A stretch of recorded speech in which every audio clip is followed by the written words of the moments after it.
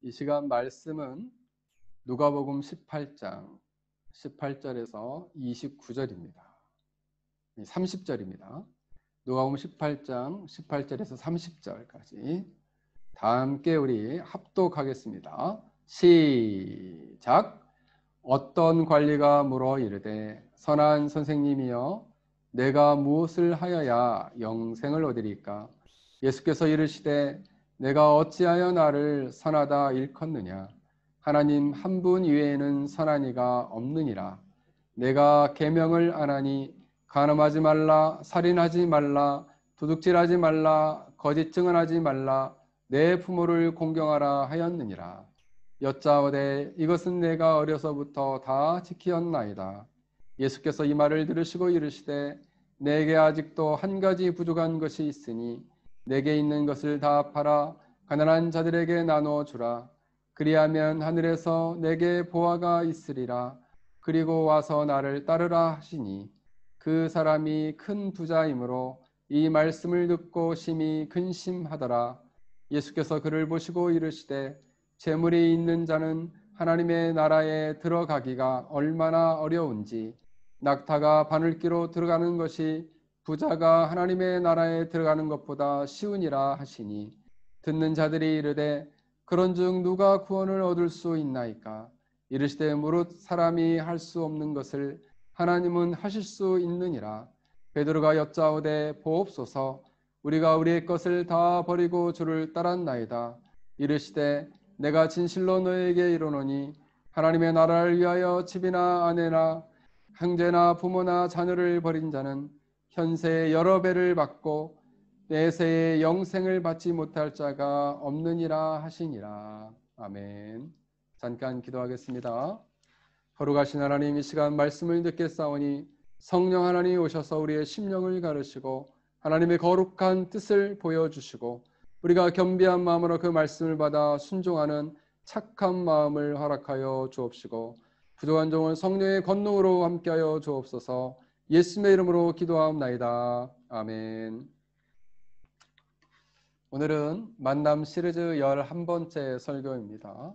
젊은 부자 관리를 만나다 라는 주제를 가지고 말씀을 전하고자 합니다. 영국의 맥스 루케이도라는 아주 유명한 목사님이 계신데 그분이 쓴 책 중에 하나님 저도 고칠 수 있나요? 라는 책이 있습니다. 그 책에 보면 한 이야기가 나옵니다. 한 백화점에 도둑이 들었습니다. 그런데 이상하게도 이 도둑은 백화점에서 아무것도 훔치지 않고 엉뚱한 일을 벌여 놓았다는 것입니다. 그 일은 무엇이냐면 백화점에 있는 모든 물건의 가격표를 다 뒤바꿔 놓은 것입니다. 명품 의류에는 일반 옷의 가격을 붙여놓고 또 일반 옷에는 명품 옷 가격을 붙여놓은 것입니다. 다음 날 직원들이 출근을 했습니다. 그런데 이 사실을 알지 못한 채 장사를 하게 된 거예요. 그래서 4시간 동안이나 이 사실을 아무것도 몰랐던 거죠. 그래서 그날 이 백화점이 완전히 뒤집어졌습니다. 큰 혼란에 빠졌어요. 4시간 동안 어떤 사람은 큰 횡재를 했고 어떤 사람은 엄청난 바가지를 썼다는 사실입니다. 이 이야기는 황당한 예화이기도 하지만 실제 우리 삶 속에서 많이 일어나고 있는 일입니다. 요즘은 가치 혼란의 시대입니다.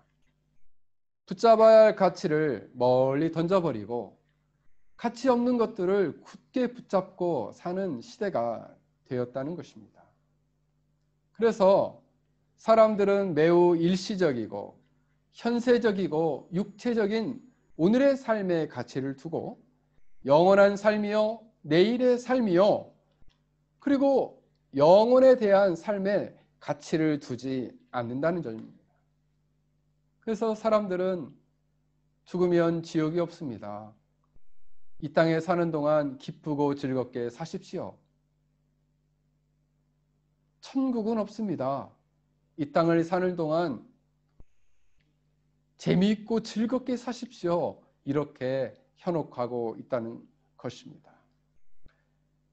안타까운 것은 이러한 모든 삶의 가치에 사탄이 가짜 가치표를 붙여놨다는 사실입니다. 그런데 많은 사람들이 그 사실을 모른 채 이 가짜 가치표를 아주 가치 있는 것처럼 여기고 그것을 붙들고 살아간다는 점입니다. 오늘 본문에 보면 삶의 가치를 고민하는 한 젊은 부자 관리가 나옵니다. 오늘 본문에는 이 젊은 관리가 젊다라는 것이 안 나오는데 마태복음 19장에 보면 아주 젊은 청년이라고 나옵니다. 이 젊은 청년은 사회 엘리트층으로서 성공한 관리였습니다.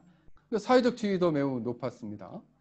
사회적 지위도 높은 데다가 큰 부자였습니다. 젊지요, 부자지요, 지위가 높았어요. 사람들이 갖춰야 할 것들을 다 갖춘 사람이었습니다.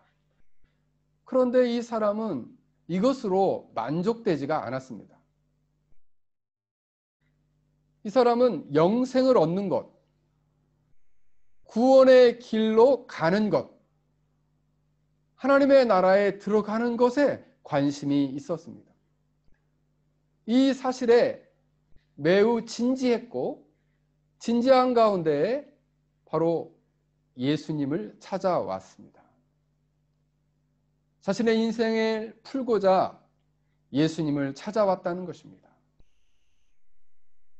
그는 자신의 문제를 가지고 문제의 답을 찾고자 올바른 대상을 찾아왔어요. 올바른 질문을 가지고 올바른 대상을 찾아왔습니다. 그리고 올바른 질문을 던졌습니다. 선한 선생님이여, 내가 무엇을 하여야 영생을 얻겠습니까? 하고 질문을 던졌습니다. 그런데 그는 예수님을 이렇게 만났어 인생의 문제와 자신이 고민하는 이 난제를 풀어야 했는데 그는 예수님을 만나고 나서 슬픈 기색을 띠고 근심하며 떠나가는 비극적 결과를 낳게 되었습니다. 우리가 앞에서 이제 몇 주 동안 살펴봤던 설교 속에서는 절대 고독 속에 있던 엘리야는 하나님을 만나면서 이 절대 고독의 문제가 해결이 되었고, 절대 소외 속에 있었던 삭개오는 예수님을 만남으로 절대 소외에서 그가 벗어나게 되었습니다. 그런데 왜 이 젊은 부자 관리는 예수님을 만났음에도 불구하고 자신의 이 영생에 관한 문제를 풀지 못했는가 하는 것입니다. 그리고 그는 실패하고 떠나갔는가 하는 그런 문제에, 그런 상황에 그가 놓여 있었습니다. 첫째로 그는 영생을 얻지 못하고 실패하여 떠난 이유가 무엇일까요? 부자 관리는 예수님을 정확히 누구인지 알지 못했기 때문입니다. 젊은 자는 예수님께 묻습니다. 선한 선생님이여 라고 예수님을 부릅니다. 이때 예수님은 네가 어찌하여 나를 선한 선생이라고 부르느냐, 나를 선하다 일컫느냐, 하나님 한 분 외에 선한 이가 없느니라. 여러분, 이 젊은 청년에게 예수님이 말한 얘기는 나는 선하지가 않다, 예수인 나는 선하지가 않다, 이런 얘기가 아니에요. 여기에는 두 가지 의미가 있는데, 하나는 뭐냐 하면 나름대로 스스로 율법을 행하며 선하다고 생각했던 그가 이제 예수님에 대해서 선하이라고 붙였던 것은 예수님이 하나님의 말씀을, 율법을 잘 가르치는 탁월한 스승이고, 그리고 예수님에 대한 존경과 경외심을 표현한 것이었어요. 그리고 자신이 가지고 있었던 인생의 이 문제, 어려운 이 문제를 풀어줄 분이라는 확신 속에서 선한 선생님이라고 존칭한 것입니다. 그러나 예수님은 내가 어찌하여 나를 선하다고 하느냐라고 말씀하신 것은 바로 예수님 자신이 예수님 가운데, 예수님은 사람 가운데 선한 이가 한 사람도 없다는 사실을 가르쳐 주기 위함이었습니다. 다시 말하면 인간의 착함, 인간의 선함은 구원의 조건이 될 수 없음을 말씀하신 것입니다. 로마서 3장 10절을 보면 의인은 하나도 없고 선을 행하는 자가 없나니 하나도 없다라고 말씀하고 있습니다. 인간의 선함을 가지고는 하나님 앞에 선하다 인정을 받을 사람이 아무도 없다는 사실입니다. 인간이 가지고 있는 선은 상대적인 선에 불과합니다. 전능하신 하나님 편에서 볼 때에는 인간이 가지고 있는 모든 선은 아무런 가치가 없다는 점입니다. 예수님께서 또 이렇게 말씀하신 이유는 하나님 한 분밖에 선한 이가 없다라고 말씀하신 이유는 바로 예수님 자신이 누구인지를 이 젊은 부자 관리에게 가르쳐 주기 위함입니다. 예수님은 단순히 율법을 가르치는 탁월한 랍비나 신적 권능을 가진 선지자가 아니라 바로 이 예수님이 성자 하나님이시고 바로 예수님이 생명의 영생을 주시는 떡이요 영생을 주시는 생명수이심을 가르쳐 주시기 위함이었습니다. 예수님은 이 부자 젊은 청년이 생각하는 그런 율법을 가르치는 탁월한 스승이 아니었습니다. 바로 예수님은 성자 하나님이셨고 인간을 구원하는 구원주요 세상을 구원하는 구세주였습니다. 예수님께서 가이사랴 빌립보 지방을 이렇게 지나던 때가 있었어요. 그때 제자들에게 예수님께서 물으셨습니다. 얘들아, 사람들이 나를 누구라, 인자를 누구라 하느냐라고 물었습니다. 이때 제자들이 얘기했습니다. 예수님, 예수님을 엘리야라고 하던데요. 예수님을 세례 요한이라고 하던데요. 예수님을 예레미야 선지자라고 합니다. 이렇게 얘기를 했어요. 그때 시몬 베드로가 이렇게 대답했습니다. 주는 그리스도시요 살아계신 하나님의 아들입니다. 이때 예수님께서 베드로에게 말씀하셨습니다. 바요나 시몬아, 내가 복되도다. 내 혈육이 이것을 내게 알려준 것이 아니라 하늘에 계신 아버지께서 내게 알려주신 것이다. 하늘에 계신 아버지께서 베드로에게 깨닫게 해주신 것이 무엇일까요? 바로 예수님이 온 세상을 구원하시는 구세주요 온 영혼들을 구원하시는 구원자이시고 하나님의 아들이신 성자 하나님이라는 사실입니다. 예수님은 단순히 세례 요한과 같은 선지자나 위대한 엘리야, 엘리사 같은 에레미야 같은 선지자가 아니었습니다. 바로 예수님은 죄와 사망과 사단의 멸망에서 건져내시는 유일한 구원주이시요 유일한 구세주였습니다. 부자 청년 관리는 이 사실을 알지 못했습니다. 그래서 예수님을 그가 만났으나 그는 자신의 영생의 문제를 해결하지 못하고 근심하며 돌아갔던 것입니다. 사랑하는 여러분, 오늘날 교회에 많은 사람들이 찾아와서 예수님을 만나겠다고 합니다. 그러나 정작 그들은 예수님이 정확히 누구인지를 알지 못한 채 신앙생활을 하는 사람들이 많이 있다는 사실입니다. 참 안타까운 일입니다. 영혼의 가장 중요한 문제는 영생에 관한 문제예요. 생명에 관한 문제인데 이 사실을, 이 문제를 해결하지 못한 채 바로 예수님을 알지 못하니 이 문제를 해결할 수 없다는 사실입니다. 사랑하는 여러분, 예수님은 단순한 말씀을 가르치는 선생님이 아닙니다.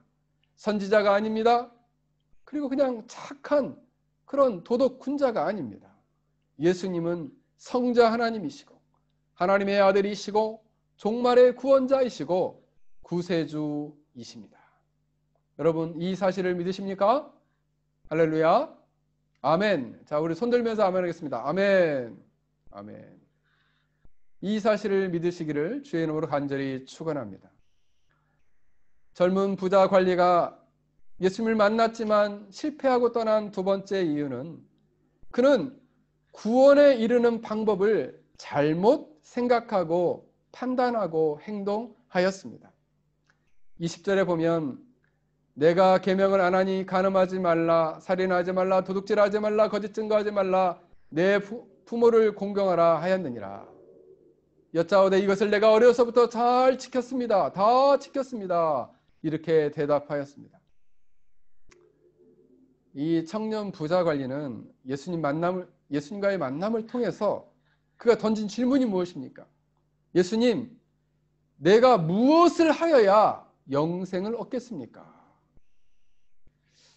질문의 내용은 매우 정확하고 올바른 질문이었어요. 그러나 내용은 올바랐는데 그 내용을 살펴보면 매우 그릇된 신학적, 교리적 전제를 그가 가지고 있다는 사실입니다. 이 사실은 지금부터 1600년 전 펠라기우스라는 사람에 의해서 주장되었고 그 후에는 반 펠라기우스를 따르지만 어거스틴의 은총론을 받아들인 반 펠라기우스 사람들도 주장했던 내용들이에요. 그것은 바로 무엇이냐면 우리가 구원을 얻기 위해서는 인간이 어떠한 공로와 업적을 세워서 그것으로 인정받아서 구원을 얻고자 하는 것입니다. 펠라기우스는 512년도에 이단으로 정죄를 받았습니다. 왜냐하면 구원을 인간의 공로와 업적으로 얻으려고 했기 때문입니다. 대부분의 많은 사람들은 영생을 얻고 구원을 얻고 하나님 나라에 들어가는 길을 바로 이 청년과 같이 생각하고 있다는 점입니다. 그래서 예수님은 이렇게 반문하시는 것입니다. 선한 이는 하나님밖에 없고 내가 스스로의 선으로 하나님께 나아가며 영생을 얻을 수 있다라고 생각하느냐? 라고 묻고 계신 것입니다. 그래서 내가 계명을 다 안 하니 간음하지 말라, 살인하지 말라, 도둑질하지 말라, 거짓 증거하지 말라, 내 부모를 공경하라 하였는데 네가 이걸 다 지켰느냐? 이것은 여러분 10계명 중에 5계명에서 9계명이에요. 인간과 인간과의 관계 안에서 이루어지는 삶의 양태입니다. 대다수의 이것을 말씀하신 것은 당시 대다수의 많은 종교 지도자들이 하나님 관계에 치중하면서 말은 치중한다 하면서 고통받는 이웃에 대한 사랑과 관심이 식어진 위선적인 삶을 보면서 말씀하신 것일 수도 있습니다. 그러나 실제로 이런 삶을 네가 살고 있느냐라고 이 부자 관리 청년에게 물었습니다. 이때 청년은 놀랍게 대답합니다. 선생님, 내가 이것을 어릴 적부터 다 지켰습니다. 이 청년이 대충 했다면 이렇게 대답을 못했을 텐데 이 정도 얘기했다는 것은 이 청년은 상당히 도덕적인 이러한 삶에 자신이 있던 사람이었습니다. 그러나 예수님께서는 이 청년이 자신의 정확한 정체, 자신의 진실한 모습을 정확히 보지 못하는 것을 안타까워하셨습니다. 그래서 예수님은 말씀하십니다. 그에게 이렇게 말씀하십니다. 내가 오히려 한 가지 부족한 것이 있다라고 말씀하십니다. 이 부자 청년 관리는 아직도 자신이 죄인이라고 생각하지 않았습니다. 그는 자신의 죄인됨을 깨닫고 예수님을 만나 구주를 영접하고 자신의 죄를 철저히 회개하고 들이켜야 되는 죄인됨을 깨달아야 됨에도 불구하고 그는 죄인이라고 생각지 않았습니다. 율법의 실천에 열심히 있었기 때문에 이 정도 믿음 생활했으면 됐지, 신앙생활 했으면 됐지라고 그는 생각했던 것입니다. 그러나 예수님은 그에게 너에게는 부족한 한 가지가 있다라고 말씀하셨습니다. 그는 매우 도덕적인 사람이었고 율법적 요구를 충족하는 사람이었습니다.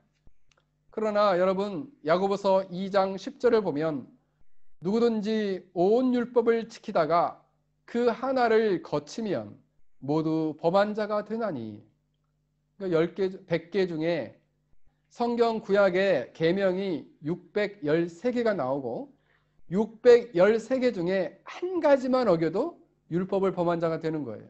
그러면 죄인이 되는 것입니다. 여러분, 그러므로 나는 죄를 짓지 않았어요, 나는 계명을 더 지켰어요 라고 말한다면 거짓말하는 자가 되는 것입니다. 우리가 단 한 가지 거짓말 한마디만 한다 할지라도 우리는 하나님 앞에 충분히 죄인이고 하나님의 진노를 피할 수 없다는 점입니다. 미국에서는 경범죄와 중범죄를 이렇게 나눈다고 합니다. 경범죄는 덜 심각한 죄를 이야기하는데 보통 1년 이하의 징역을 받는 죄를 말합니다. 예를 들면 사소한 도난이나 매춘, 공공중독, 단순한 폭행, 무질서한 행동, 무단 침범, 공공기물 파손, 난폭운전, 마리화나 소지, 도시 제한 내에서 총기 반출, 그리고 제어 물질에 대한 최초의 소유, 이런 10가지 항목을 경범죄로 취급하고, 최근에 시카고에서 일어났던 것처럼 막 물건을 갖다가 이렇게 도둑질해 가는 건 다 경범죄에서 이제 1년 이하의 징역에 처하는 거죠. 그럼 중범죄는 뭐냐? 1년 이상의 징역에 처하는 것을 중범죄라고 미국에서는 보는데, 이 중범죄도 크게 두 가지로 나뉩니다. 폭력적인 중범죄와 비폭력적인 중범죄. 폭력적인 중범죄는 사람의 내면과 마음과 육체의 외상을 강하는 폭력적 행위를 행할 때 그런 중범죄에 해당돼서 1년 이상의 범죄로 보는 것이고, 또 비폭력적인 중범죄는 재산과 사기, 그리고 약물 중독, 약물과 관련된 범죄를 행할 경우에는 비교적 이제 무거운 중범죄로 여긴다는 것입니다. 그러므로 사람들이 나는 거짓말했다고 그냥 단순히 거짓말했는데 이게 감옥 갈 정도는 아니잖아요. 그게 큰 죄는 아니잖아요 라고 말할 수 있지만, 우리 모두 다 성경은 그런 것조차도, 우리 마음에 악한 생각을 갖는 것조차도 다 죄라고 말하고 있습니다. 우리 마음에 정욕을 품는 것조차도 죄라고 말하고 있습니다. 이때 제자들처럼 이렇게 말할 수 있을 것입니다. 오늘 26절에 보면 이렇게 말하죠. 선생님, 그럼 누가 도대체 구원을 얻을 수 있겠습니까? 누가 구원을 얻을 수 있으리요? 그렇습니다. 인간의 손으로는 구원을 얻을 수 없습니다. 그러나 예수님은 이렇게 말씀하셨습니다. 사람으로는 할 수 없으되 하나님으로는 다 할 수 있느니라. 예수님의 대답의 의미는 무엇일까요? 사람은 스스로 구원할 수 없지만 오직 하나님만이 구원에 이를 수 있게 하실 수 있다는 점입니다. 어려운 이웃에게 자선을 베풀고 선을 행함으로 우리가 하나님 앞에 착한 일을 행해서 하나님을 기쁘시게 할 수 있습니다. 그러나 인간이 행하는 모든 선은 하나님 앞에 누더기 옷을 다 떨어진 누더기 옷을 입은 것과 같습니다. 지난주 삭개오는 하나님 앞에서 어떤 특별한 선행을 했기 때문에 구원의 은혜를 주신 것이 아니라 구원의 은혜를 선물로 받았다, 여러분들에게 말씀을 드렸습니다. 바울은 에베소 2장 8절에서 9절에 이렇게 말씀하고 있습니다. 너희는 그 은혜를 인하여 믿음으로 말미암아 구원을 받았으니 이것은 너희에게서 난 것이 아니요 하나님의 선물이라. 행위에서 난 것이 아니니 이는 누구든지 자랑치 못하게 함이니라. 인간의 행위에서 구원이 난 것이 아니다, 이렇게 말씀하고 있어요. 구원이나 영생은 인간의 행함으로 성취되는 것이 아닙니다. 자격이 없고 그리고 조건이 없이 하나님의 진노와 저주를 받아 마땅한 우리에게 하나님께서는 예수 그리스도를 통해서 구원과 영생을 선물로 주셨다 말씀하고 있습니다. 그래서 기쁜 소식이요 복음이요 이것이 기독교입니다. 로마서 6장 23절을 보면 죄의 싹슨 사망이요 하나님의 은사는 그리스도 예수 안에 있는 그리스도 예수 우리 주 안에 있는 영생이니라 말씀하고 있습니다. 여기서 여러분 하나님의 은사라는 말은 헬라어로 카리스마라고 하는데 이 카리스마는 은혜의 선물이란 뜻입니다. 바로 하나님이 우리에게 주시는 은혜의 선물은 그리스도 예수 우리 주 안에 있는 영생이다라고 말씀하고 있습니다. 자신이 죄인임을 깨달아 우리가 구원을 받는 것은 이 구원은 어린아이와 같이 전적으로 주님의 은혜를 의지하는 자에게 구원이 임한다는 점입니다. 얼마 전에 제가 이제 한 영상을 봤는데 결혼한 지 얼마 되지 않은 젊은 부부인데 이 젊은 부부가 이제 처음 아이를 이제 낳게 된 거예요. 그래갖고 이 젊은 청년이 너무 고민이 된 거죠. 아이를 낳게 돼서 이 아이를 키울 수 있겠는가 해서 친구들한테 다 전화를 했답니다. 야, 아이 키우는 거 어떠냐? 힘드냐? 이랬더니 친구들이 다 그랬다. 죽을 것처럼 힘들다는 거예요. 죽을 것처럼. 한번 너도 키워봐라. 너 진짜 죽을 것 같을 것이다. 그래서 실제로 자기가 키워봤더니 어떤 일이 가장 힘든가? 첫 번째는 밤낮을 가리지 않고 애가 깨기 때문에 잠을 못 자서 너무 힘들다는 거죠. 두 번째는 수시로 젖과 우유를 먹여야 돼서 너무나 힘들다는 점이에요. 그래서 하루에 몇 번을 먹여야 되는지, 또 세 번째는 대소변을 계속해서 수시로 갈아주고 닦아주고 깨끗이 씻어줘야 한다는 점이고, 그래서 마지막으로 자기 시간이 너무 없다는 것이 너무 힘들다는 거죠. 왜냐하면 이 젖먹이 어린아이의 모든 삶은 부모에게 의탁되어 있기 때문입니다. 그래서 이 젊은 이 신혼부부 이 형제는 2주 만에 아이를 보다가 2주 만에 3kg 가까이 빠졌다고 합니다. 그러니까 아이 보는 일이 얼마나 힘들었으면은 잠을 못 자고 먹는 것도 힘들어가지고 그렇게 키로가 빠졌겠어요. 사랑하는 여러분, 우리에게 주어진 예수 그리스도 안에 있는 영생은 하나님의 선물입니다. 이 젖먹이 어린아이가 엄마 품 아빠의 손길을 의지하듯이 전적으로 주의 은혜만, 주의 구원의 은혜만을 전적으로 의지하고 어린아이처럼 이 선물을 기쁘게 받아들이는 것입니다. 이것이 믿음이요, 이것을 믿음이라 말하며 이것이 바로 기독교의 신비입니다. 아유, 목사님 정말 그렇게 해도 될까요? 우리가 아무것도 안 했는데 어떻게 이것을 이렇게 큰 것을 선물로 받아도 될까요? 이렇게 얘기하는 분들이 있어요. 받아도 됩니다. 그것이 바로 기독교의 복음이에요.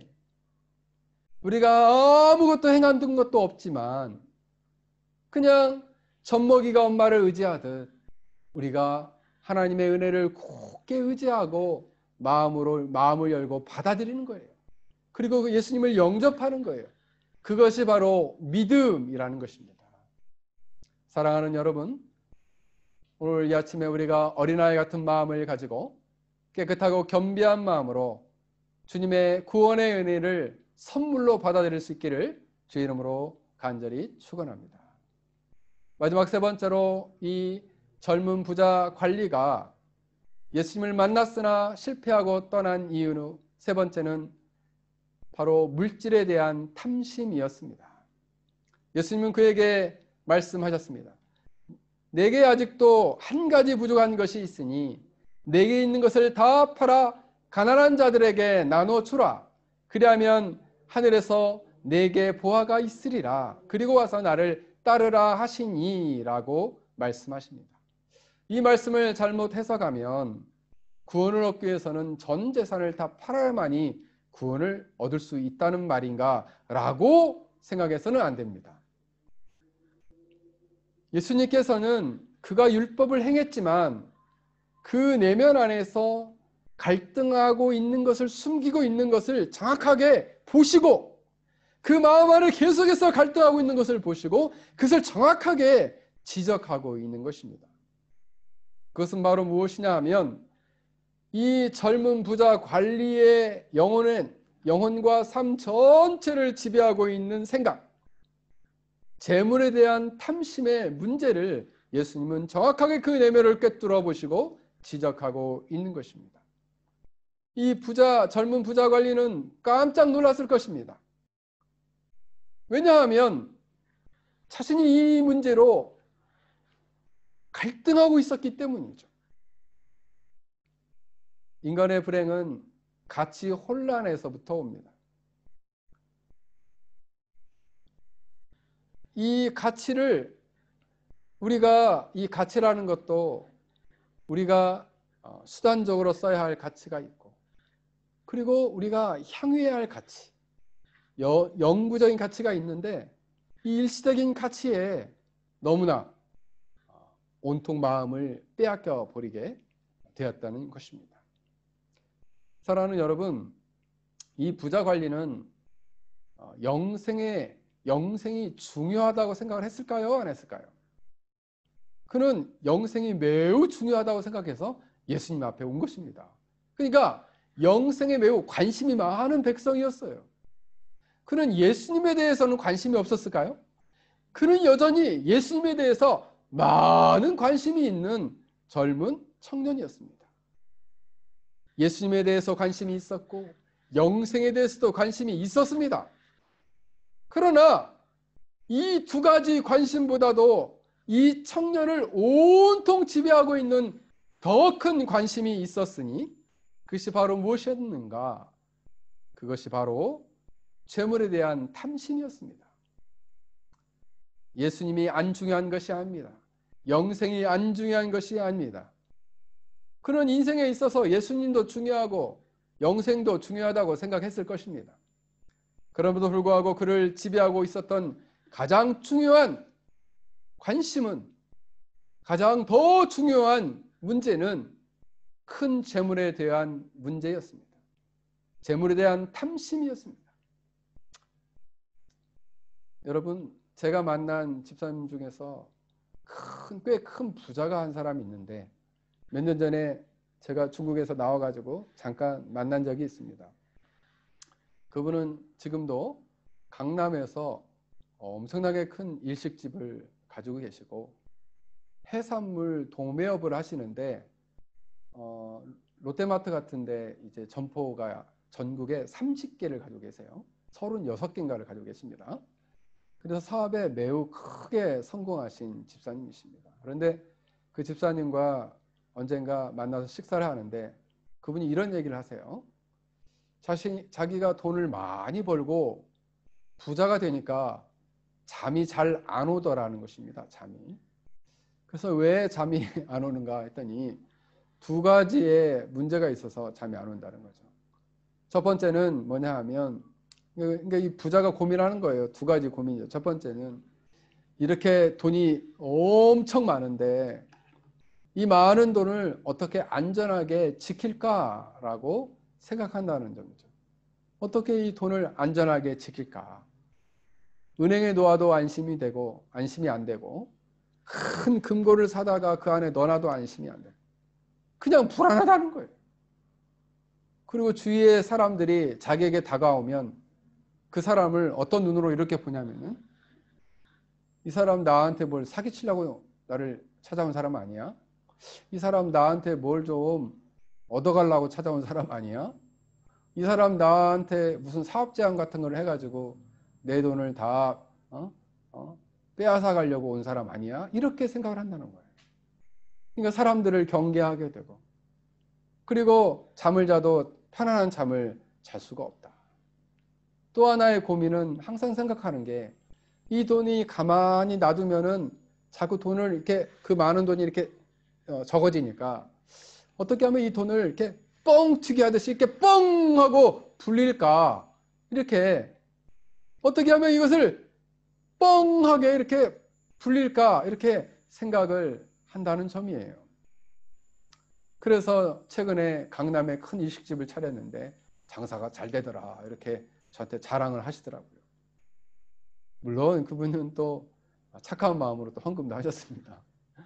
그런데 오늘 본문에 나오는 이 물질이 많고 재산이 많은 부자들은 자신도 모르게 인생 속에 최고의 가치를 물질에 두는 경우가 종종 있다는 거예요. 마음을 온통 물질에 빼앗겨 버린다는 점이에요. 그래서 그의 영혼 안에는 예수님은 최고의 가치에서 물려나 있고 현재의 삶의 문제가 영생의 문제를 다 밀어내 버리는 것입니다. 그래서 그는 결국 예수님을 만나서 자신의 영생의 문제, 영혼의 문제를 해결하기보다는 슬픈 기색을 띠고 그는 예수님을 떠나가게 되었다라고 바로 마태복음 이 똑같은 본문에는 말씀하고 있습니다. 그리고 그러자 예수님은 그 떠나가는 그를 향해서 이렇게 한마디 딱 던지십니다. 예수님께서 그를 보시고 이르시되 재물이 있는 자는 하나님 나라에 들어가기가 얼마나 어려운지 낙타가 바늘귀에 들어가는 것이 부자가 하나님의 나라에 들어가는 것보다 쉬우니라 라고 말씀하셨습니다. 이 본문에 대한 해석은 여러 가지가 있는데 결국 이것을 요약해 보면 부자가 자신의 능력으로 하나님 나라에 들어가는 것이 불가능하다는 것을 과장법적으로 말씀하고 있다는 거예요. 탈무드에는 이 본문이 이렇게 나타납니다. 코끼리가 바늘귀에 들어가는 것과 같다, 이렇게 표현을 하고 있어요. 결국 구원에 들어가는 문, 영생에 들어가는 문은 좁은 문이어서 물질에 인생의 최고의 가치를 부여한 사람은 결코 이러한 교만과 불만족을 가지고는 하나님의 나라, 구원과 영생에 들어가기가 불가능하다는 점입니다. 반대로 생각해 보면 인간의 힘으로 도저히 들어갈 수 없는 이 영생에 우리같이 보잘것없고 연약한 사람들, 그리고 하나님 보시기에 약점투성인 사람들을 이렇게 구원의 은혜를 주시고 구원의 문으로 들어가게 하시고 영생을 주신 것이 얼마나 감사한가라는 생각이 듭니다. 부자 청년은 영생도 중요하였지만 재물이 더 중요하였고 이것이 그에게 우상이 되었습니다. 우상이라는 것은 하나님과 사람 사이에 중간에 껴서 하나님을 제대로 보지 못하게 하거나 하나님을 더욱더 사랑하지 못하게 하는, 우리가 더 사랑하는 것, 우리가 더 온통 마음이 빼앗긴 것이 우상이라는 점이에요.